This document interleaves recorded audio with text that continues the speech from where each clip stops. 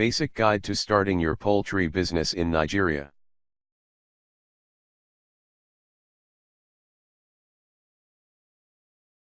I am glad to let you know that poultry business is profitable in Nigeria. Here are some basic tips that will guide you.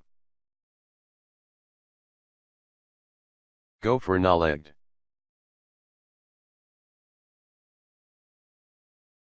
You need to understand the 3 types of chicken available: broilers, cockerel and layers. Get a space and prepare your space. Determine your target market. Do costing.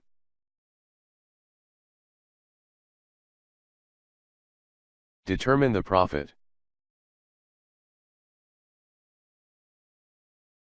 Know the various regulations in the industry. Buy all you need to kick off. Take the leap and launch out.